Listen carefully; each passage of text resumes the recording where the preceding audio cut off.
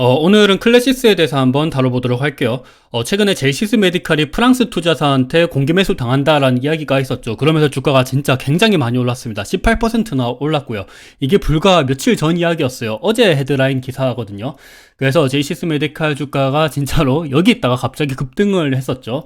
그러면서 사실 젤시스 메디칼이 이제 피부 미용 의료기기 회사잖아요. 그래서 같은 뭐 클래시스도 조금 다뤄보면 좋지 않을까라는 생각을 해서 오늘은 클래시스에 대해서 한번 다뤄보고자 합니다.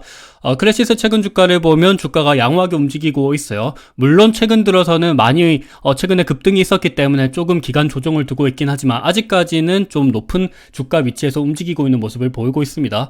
클래시스의 월봉 차트를 보더라도 2016년도부터 해서 거의 8년간 주가가 꾸준히 올라가고 있는 모습을 보이고 있어요. 특히나 이거는 2010년도 코로나 때부터 더욱더 이런 모습이 가속화되고 있는 모습을 보이고 있습니다. 2012년도 그때 고금리 상황일 때 그때 좀 주가가 떨어지더니만 근데 갑자기 이렇게 클래시스가 주가가 많이 오르고 있습니다. 이런 것을 봤을 때 고금리에 따른 경기 침체 우려에 따라서 클래시스와 같은 피부 미용 의료기기들도 좀 처음에는 안 좋지 않을까? 아무래도 경기 상황이 별로 안 좋다 보니까 사람들이 슈링크하는 그런 수요가 좀 줄어들지 않을까라는 좀 두려움이 있었긴 했지만 그런 것들을 완전히 일축시켰었죠. 그러면서 지금도 주가가 많이 오르고 있습니다. 여기에 대한 대표적인 원인은 실적이죠. 실적이 진짜 미친듯이 올라가고 있고 이따 뒤에서 다시 보시겠지만 클래시스의 가장 핵심적인 매출처인 소모품 비중이 거의 한 50%대 육박하고 영업이익률도 50% 정도를 가져가고 있습니다.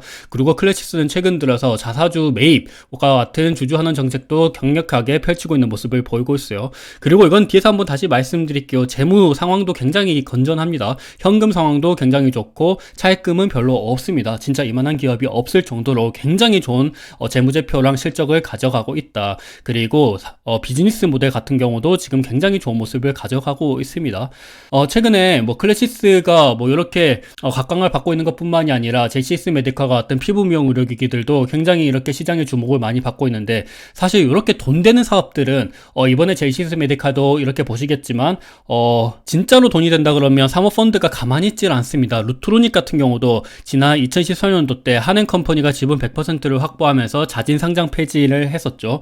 그리고 루트로닉이나 젤시스 메디칼, 클래시스와 같은 아니면 비올 이런 기업과 같은 피부 미용 의료기기뿐만이 아니라 돈이 되는 다른 임플란트 사업인 오스템 임플란트도 자진 상폐가 됐었죠. 그때 당시에 주당 190만 원에 매수를 한다. 이런 기사가 있었던 만큼 굉장히 돈이 되는 사업은 이렇게 시장에서 막 사들이고 있는 모습을 보였습니다. 클래시스도 어찌 보면 진짜 돈이 많이 되잖아요. 마진율이 50% 정도 나오는 산업이 잘 없습니다. 최근 들어서는 엔비디아가 거의 70% 정도 마진을 가져간다 이런 이야기가 있지만 엔비디아 말고는 50%대 정도 가져가는 마진을 보이는 산업은 잘 없습니다. 뒤에서 다시 보시겠지만 다이어트 약물 노보노디스크랑 일라이릴리 같은 경우도 영업이익률 50%대 정도까지는 안 나옵니다. 그런데 클래시스는 그보다 더욱더 영업이익률이 높습니다. 그래서 굉장히 비즈니스 모델 같은 경우도 좋다라고 한번 말씀드리고 싶고 그래서 클래시스 같은 경우는 제가 지난 영상에서도 진짜 많이 말씀드렸습니다.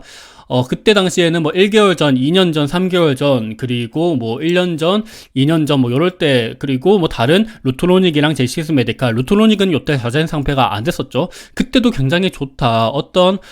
젤시스 메디칼은 해외 매출이 증가하고 있다. 요렇게 말씀드린 것처럼 굉장히 피부 미용 의료기기 관련돼서는 저는 좋게 말씀드렸었어요. 그리고 2년 전에도 그렇고 젤시스 메디칼이 미국, 중국, 일본에 잘 팔리고 있다라고 말씀을 드렸었습니다. 그리고 클래시스 관련돼서는 제가 또 주목을 해볼 수 있는 점이 뭐라고 생각을 하냐면 해외 피오 그룹줄 중에서 인모드라는 기업이 있죠. 인모드 굉장히 많이 잘 아실 거예요. 인모드의 영업이익은 근데 최근 들어서는 많이 꺾이고 있는 모습을 보이고 있습니다. 최근에는 여기 보시면 최근에는 이렇게 적자를 보이는 모습을 기록했고요. 근데 클래시스 같은 경우는 계속해서 이익이 증가를 하고 있죠. 그래서 글로벌 기업들이랑 비교했을 때도 클래시스의 가지는 경쟁력이 굉장히 좋다라고 한번 볼 수가 있을 것 같습니다. 특히나 클래시스의 지역별 매출 동향을 보시면 계속해서 늘어나요. 한국 당연히 늘어나고 있죠. 연간 평균적으로 23%씩 매출이 늘어나고 있고요. 매출뿐만이 아니라 영업이익도 늘어나고 있습니다. 왜냐하면 영업이익률 평균적으로 50%씩 쭉 찍고 있기 때문에 당연히 매출이 늘어나면서 그래서 영업이익도 늘어나겠죠. 매출이 늘어나는데 영업이익이 같이 늘어난다라는 거는 그만큼 뭐 마케팅 비용이라든지 아니면 원재료 비용이라든지 이런 거를 관리를 잘하고 있다라고 볼 수가 있겠죠. 그리고 브라질도 당연히 늘어나고 있고 태국도 늘어나고 있습니다. 특히나 얘들 같은 경우는 브라질은 평균적으로 71%씩 늘어나고 있고 태국은 63%씩 늘어나고 있습니다.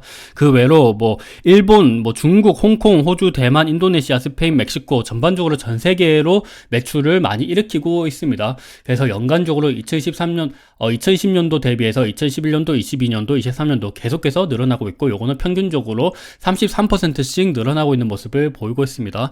한국, 아시아뿐만이 아니라 뭐 중남미, 유럽, 중동 이런 쪽으로 계속해서 늘어나고 있는 모습을 보이고 있습니다. 그리고 이렇게 매출이 늘어난 것뿐만이 아니라 더욱더 중요한 거는 장비도 이렇게 많이 팔리고 있어요. 근데 장비뿐만이 아니라 보면 여기 소모품 매출액이라는 게 있는데 소모품 매출액도 꾸준히 잘 늘어나고 있죠. 그래서 전체 매출 비중 대비해서 소모품 비중이 거의 50%대 정도를 육박할 만큼 굉장히 높은 비중을 차지하고 있습니다. 근데 요 점을 우리가 좀 중요시 여겨야 되는 게 뭐냐면 어찌 보면 장비 같은 거는 한 번 팔면 그만큼 주기가 좀 길잖아요. 새롭게 장비를 팔기까지는 뭐 시간이 많이 걸릴 수가 있는데 근데 소모품 같은 경우는 말 그대로 소모품이기 때문에 이걸 계속해서 주기적으로 갈아줘야 된다라는 거죠. 그래서 꾸준히 매출이랑 영업이익이 안정적으로 들어갈 수 있다. 뭐 그런 장점이 있습니다. 그래서 대표적으로 뭐 피부 미용 의료기기들을 볼 때는 소모품 비중이 얼마나 크냐 요거를 무조건 핵심적으로 보셔야 됩니다. 그리고 국내뿐만이 아니라 해외 장비 쪽으로도 당연히 이렇게 늘어나고 있는 모습을 보이고 있습니다. 그리고 더군다나 최근에는 새롭게 울트라 포머 MPT라는 거를 신제품을 출시를 하죠. 그래서 과거에도 뭐 신제품을 이렇게 출시할 때마다 계속해서 매출 증가와 소모품 비중 증가가 있었습니다. 그래서 이번에도 한번 계속 주목을 해볼 수 있을 것 같다라고 말씀드리고 싶고, 그리고 소모품 비중이 왜 이렇게 중요하냐면 클래시스의 소모품 매출 비중이 이렇게 꾸준히 증가를 하고 있는데 같이 GMP라고 하는 게 매출 이익률이거든요. 당연히 소모품 비중이 올라가면 올라갈수록 GPM 매출 이익률도 늘어납니다. 당연히 마진이 늘어나겠죠. 왜냐하면 클래시스 입장에서 소모품을 100개 만드는 거랑 그리고 10,000개 만들고 그리고 10,000,000개 만들고 이런 거는 당연히 원가에 대해서 차이가 있겠죠. 우리가 쉽게 생각해보면 붕어빵 같은 경우도 우리가 뭐 10개를 팔던지 100개를 팔던지 당연히 이거는 다릅니다. 왜냐하면 고정비라는 게 있기 때문이죠. 붕어빵을 10개 팔던지 100개 팔던지 한정된 시간 내로 만드는 거라 그런다면 당연히 고정비는 유지가 되는데 그만큼 영업 레버리지 효과가 일어난다라는 겁니다. 그래서 소모품 비중이 이렇게 늘어난다는 거는 클래시스와 같은 피부 미용 의료기기들을 투자할 때 굉장히 핵심적인 요소다라고 살펴보시면 좋을 것 같은데 클래시스는 그 중에서도 굉장히 잘하고 있다라고 살펴보시면 좋을 것 같습니다. 그래서 클래시스의 2018년도부터 해서 실적 추이를 보면 꾸준히 증가를 하고 있죠. 2010년도 그때는 아무래도 코로나 때문에 실적이 갑자기 이렇게 드랍되긴 했었지만 그때를 제외하면 꾸준히 실적이 늘어나고 있고요. 영업이익률이랑 순이익률 같은 경우도 거의 50%대 정도를 유지하고 있는 모습을 보이고 있습니다.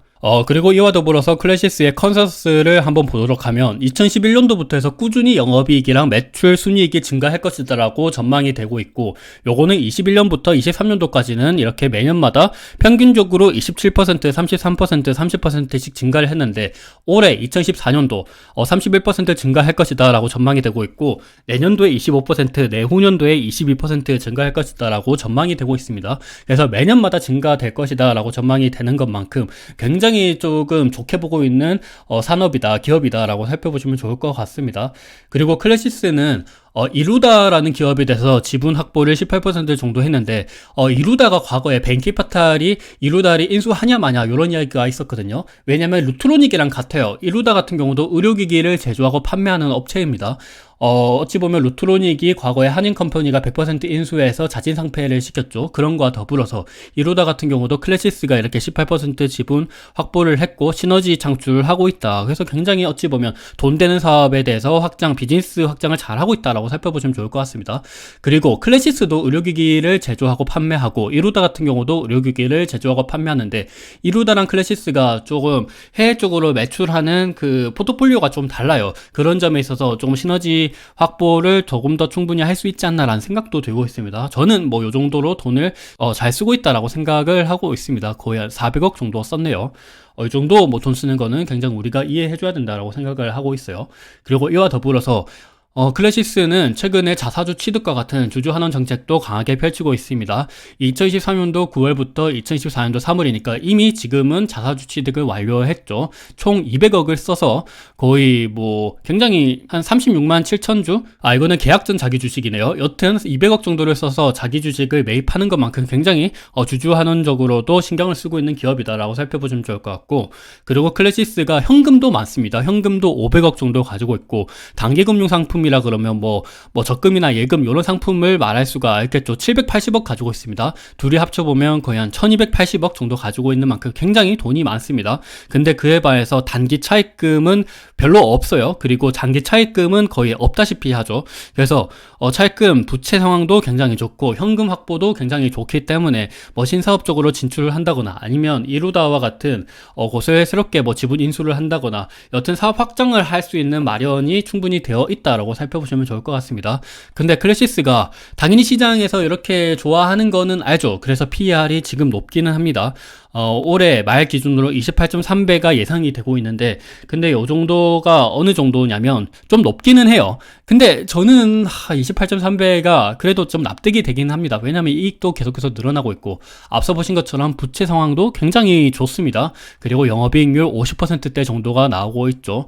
신장비가 계속해서 뭐 출시가 되고 있고, 소모품 비중도 50%대 정도를 가져가 있고, 뭐 브라질이랑 태국 그리고 뭐 홍콩 이런 쪽으로도 수출을 많이 하고 있는 모습을 보이고 있습니다. 그리고 최근에는 자사주 매입과 같은 주주 환원 정책도 잘 가져가고 있기 때문에 저는 이 정도 PER 정도면 나쁘지 않다라고 생각을 하는데, 글로벌 기업들이랑 비교해보면 지금 마이크로소프트가 포드 PER 기준으로 32배입니다. 엔비디아 34배고요. 애플 27배입니다. 아마존 31배예요.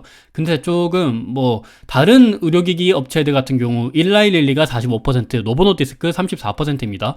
근데 얘네들 같은 경우는 워낙 비즈니스 모델이 좋기 때문에 클래시스보다 조금 더 높게 평가받을 수 있다라고 생각을 해요. 근데 영업이익률만 비교해보면 클래시스도 얘네들 뺨칠 정도로 마진율이 높습니다. 그리고 사업 확장도 잘하고 있죠. 그리고 뭐 코스트코 48배 정도인데, 다른 전통 의료기기들 같은 경우는 존슨앤존슨 13배, 뭐 암젠 17배, 노바티스 13배, 요게 암젠이네요. 암젠 14배, 이거는 아스트라제네카인가? 17배인 것 같죠. 그리고 머크가 13배, 에브비 14배 요 정도로 나오는 것만큼 사실 클래시스가 조금 더 높게 평가를 받고 있긴 합니다. 근데 존슨앤존슨과 같은 기업들은 최근에 주가도 많이 못 오르고 있거든요. 그리고 이익 자체가 그렇게 막 늘어나는 거는 아니긴 합니다. 존슨앤존슨이 글로벌 굴지의 바이오 기업이긴 하지만 그렇다고 해서 클래시스랑 완전히 하는 사업이 같다라고 보기도 힘들거든요. 차라리 뭐 다나허 뭐 이런 기업이랑을 비교를 해봐야 되겠죠. 다나허 같은 경우는 뭐 임플란트 이런 사업도 하고 있기 때문에 조금 전통 의료기기들이랑은 조금은 다른 느낌을 보이고 있습니다. 그런 점에서 전통 바이오 기업들 대비해서는 다른 뭐 다나허나 아니면 노보노디스크, 일라이릴리 이런 기업들이 조금 더 시장에서 고평가를 받고 있는 것만큼 클래시스도 지금 PR이 높다면 높을 수 있긴 하지만, 그렇다고 해서 뭐 10배 한 10배대 정도 나오는 거는 너무나 저평가 받고 있다라고 생각을 합니다. 그래서 지금은 주가가 너무 많이 올랐기 때문에 조금은 조정을 받을 수 있을지라도, 그렇지만 저는 장기적으로는 진짜 좋은 사업을 하고 있고 좀 지켜봐야 된다라고 생각을 하고 있습니다. 오늘 영상이 어느 정도 투자에 도움이 되셨으면 좋을 것 같습니다. 감사합니다.